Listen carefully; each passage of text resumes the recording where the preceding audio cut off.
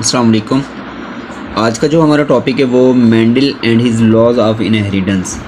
तो मेंडल एक साइंटिस्ट था, उसके हवाले से उसकी जो अचीवमेंट्स हैं, जो उसने बायो के अंदर काम किया था, उसके ऊपर हम उसके कुछ लॉज हैं उसके ऊपर हम बात करेंगे कि ग्रेगर जॉन मेंडल जो था साइंटिस्ट, असल में ये मैथमेटिशियन था, ठीक है, मगर इसने जीन्स के ऊपर, इनहेरिटेंस के ऊपर काम किया। अब जीन्स आपको पता है जी, न्यूक्लियस के अंदर क्रोमोज़ोम पे ख़ास सेगमेंट होते हैं जिन्हें हम डीएनए के ऊपर ख़ास सेगमेंट होते हैं जिन्हें हम जीन्स कहते हैं। और जीन्स के पास इंफॉर्मेशन होती है जी, कब बनना, कैसे बनना, कैसा बनना, ये सारी इंफॉर्मेशन जीन्स के पास होती है। तो जीन्स को इंट्रोड्यूस करवाने वाला, इनहेरिटेंस की बात करने वाला, वालदेन से बच्चों में जो करैक्टर ट्रांसफ़र होते हैं उनके ऊपर जो बात करने वाला, जो फादर ऑफ जेनेटिक्स है, वो मेंडल है, जॉन मेंडल। तो अब ये जॉन मेंडल साहब, जब इसने वर्क किया था अपना सब इसके ऊपर, तो इतना ज़्यादा उसको अप्रिशिएट नहीं किया गया था चूँकि वो मैथमेटिशियन था। लेकिन फिर आने वाले वक्तों के साथ साथ फिर इसकी जो बनाए हुए जो कानून थे, तो वो बिल्कुल यानी सही साबित होना शुरू हो गए कि जो उसने काम किया था इनहेरिटेंस के ऊपर, तो वो एक बेहतरीन काम है। और उसी काम को लेकर, मेंडल के काम को, आज हम मैट्रिक की बायो क्लास उसमें भी हम बात करेंगे मेंडल लॉज की। तो मेंडल ने किस पर काम किया था, किस तरह के पौधे पर काम किया था, तो वो गार्डन पी था। गार्डन पी के ऊपर इसने काम किया। गार्डन पी इसलिए कि ये पौधा सेलेक्ट किया, इसमें डिफरेंट टाइप्स के करैक्टर थे कुछ पी प्लांट के अंदर, और इजीली इसके ऊपर अपना वो एक जो काम था, एक वर्क है, वो कर सका था। तो इसलिए इसने इस पौधे को सिलेक्ट किया, तो जिसको हम पाइजम स्टेवम कहते हैं, पाइजम स्टेवम। तो फादर ऑफ जेनेटिक्स इसे कहा जाता है। तो इसने क्या फाइंड किया था, स्टूडाइड किया था। इसने स्टूडाइड किया था 7 ट्रेड्स करैक्टर। तो इसने कहा जो पी गार्डन है, पी प्लांट है, उसके पास 7 करैक्टर्स होते हैं, यानी इनके पास ख़ास किस्म के जीन्स हैं, और जीन्स के पास उन फैक्टर्स के पास ख़ास किस्म की इंफॉर्मेशन होती है। उस इंफॉर्मेशन की वजह से इनके पास डिफरेंट टाइप्स के करैक्टर होते हैं। मिसाल के तौर पे जी, हाइट, पी प्लांट है, लेकिन कुछ प्लांट ऐसे हैं जो कि टॉल होते हैं, कुछ ऐसे होते हैं जो ड्वार्फ्स होते हैं, शॉर्ट होते हैं। सीड को जब इसने ऑब्जर्व किया पी प्लांट के, तो सीड कुछ ऐसे थे पी प्लांट के जो राउंड भी थे और रिंकल भी थे। तो पॉड के ऊपर बात की, यानी जो उसका फ्रूट होता है, उस फली के डायमीटर के ऊपर बात की, शेप पर बात की, सीड के कलर्स पर बात की। कुछ सीड कलर ऐसे थे पी प्लांट के अंदर जो ग्रीन थे, कुछ ऐसे थे जो येलो थे। फ्लावर्स कलर्स के ऊपर बात की। तो इस ऐसे करके तकरीबन 7 ट्रेड्स थे पी प्लांट के अंदर, जिस पर इसने जो अपनी स्टडी है वो की है। तो उसी हवाले से हम इस चैप्टर में देखेंगे कि किस तरीके से ये 7 ट्रेड्स होते हैं, और इसने कुछ रेशोज़ निकाले थे कि ऐसा क्या होता है कि generation to generation in traits में वेरिएशन आती है, चेंज आता है। ठीक है, तो इसने इसके एक्सपेरिमेंट हम आगे इंशाल्लाह बात करेंगे। तो पी प्लांट के ऊपर काम किया। ओवरऑल अगर हम बात करें, मेंडल नाम है और फादर ऑफ जेनेटिक्स कहा जाता है। तो पी के ऊपर काम करने से कुछ 7 ट्रेड्स है जिन पर इसने काम किया, तो वो आगे हम इंशाल्लाह फर्दर बात उस पर करेंगे। तो आगे का एक्सपेरिमेंट जानने के लिए बहुत ज़रूरी है आप स्टूडेंट्स के लिए कि हम इनके जो कॉमन टर्म्स जो इसने यूज़ किए थे जेनेटिक्स के अंदर, उनको थोड़ा सा हम देख लें, क्योंकि बार बार जो आगे एक्सपेरिमेंट होंगे, इसके लॉज की हम बात करेंगे, तो उसके अंदर ये टर्म बार बार आएंगे। तो इसलिए बहुत ज़रूरी है इन टर्म्स को देखना और इनको समझना। तो पहले जो टर्म जी जो यहाँ पे कॉमन है वो है डोमिनेंट। अब डोमिनेंट क्या होता है जी, मिसाल के तौर पे इसने कहा था जीन्स होते हैं और जीन्स की 2 अल्टरनेटिव फॉर्म्स होती हैं। तो वो जो 2 अल्टरनेटिव फॉर्म्स जिसे हम फैक्टर या जीन्स कह सकते हैं, तो उसमें से एक जीन्स, मिसाल के तौर पे एक प्लांट है वो टॉल है और एक प्लांट उसने लिया जो कि शॉर्ट था।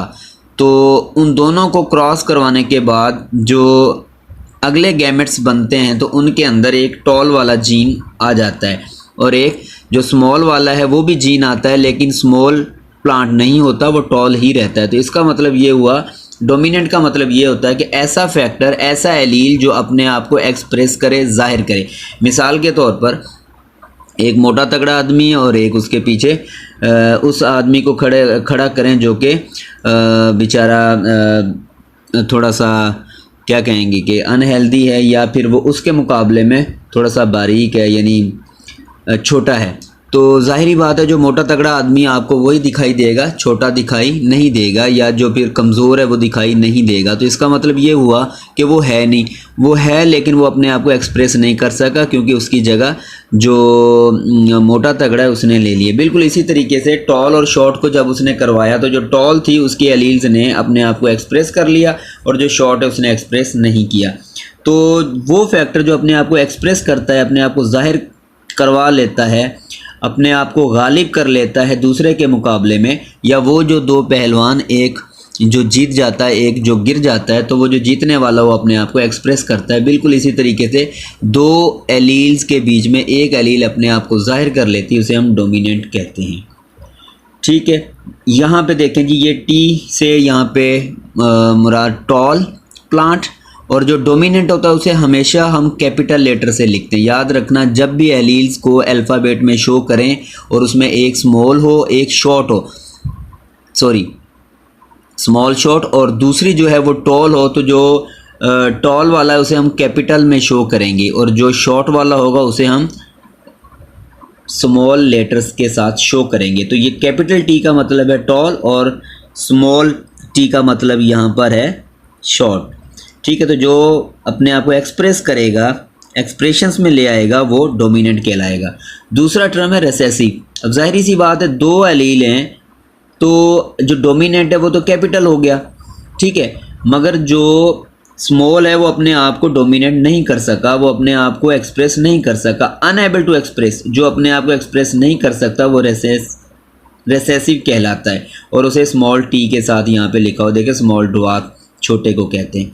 उसके बाद अगली एक टर्म और है फिनोटाइप। अब फिनोटाइप क्या होता है जी? फिजिकल एप्रियंस होता है, यानी जो फिजिकल ज़ाहरी तौर पे जो दिखाई देता है। मिसाल के तौर पे हम दो पौधों को देखते हैं, एक पौधा उसकी हाइट बड़ी है और एक पौधा उसकी हाइट छोटी है, तो हम कह सकते हैं ये छोटा है ये बड़ा है।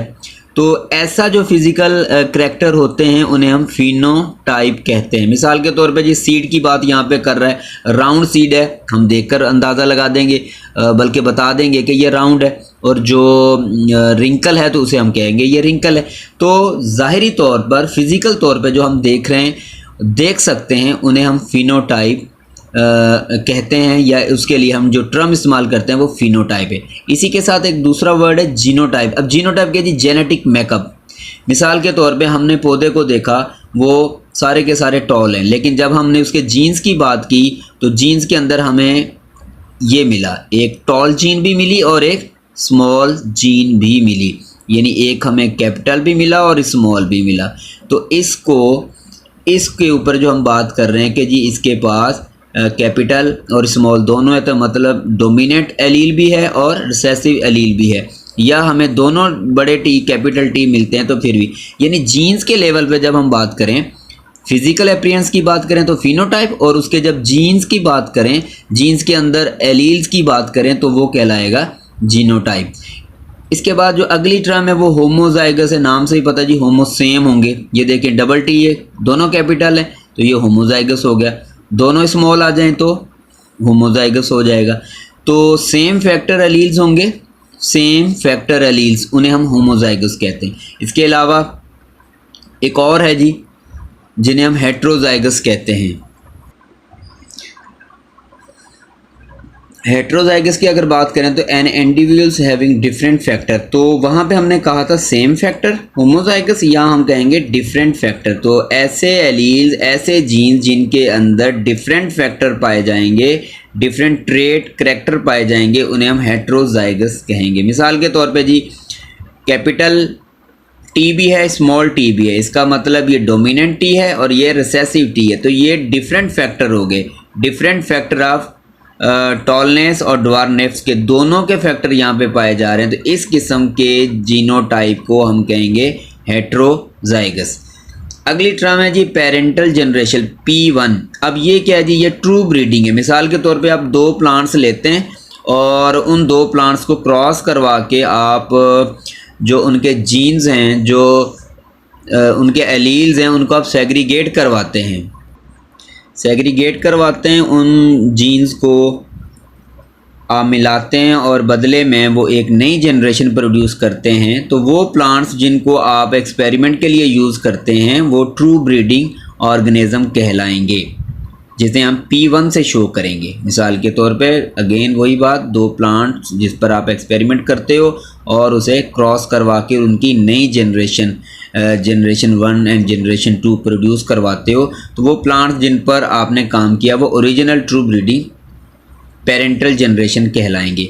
उसके बाद आ जाती है F1। अब यहाँ पर गौर करना कि F1 क्या कह रहा है। ये कह रहा है ऑफ स्प्रिंग यानी बच्चे ऑफ ट्रू ब्रीडिंग ऑर्गेनिज्म। यहाँ पे जो ट्रू ब्रीडिंग यानी P1 की जो बात हुई है, P1 आगे चल के जो इनकी जनरेशन आएगी उसे हम F1 कहते हैं, P1 की जनरेशन। तो ट्रू ब्रीडिंग ऑर्गेनिज्म के जो ऑफ स्प्रिंग होती है उसे हम कहते हैं फर्स्ट फिलियल जनरेशन। F1 का मतलब है फर्स्ट फिलियल। अब आ जाए जी F2 के ऊपर। तो F2 क्या है जी, P1 में से जो जनरेशन आएगी F1 और उसमें से जो जनरेशन आएगी वो कहलाएगी F2। Of spring of filial 1, ये देखिए फिलियल 1 की ऑफ स्प्रिंग यानी P1 के बच्चे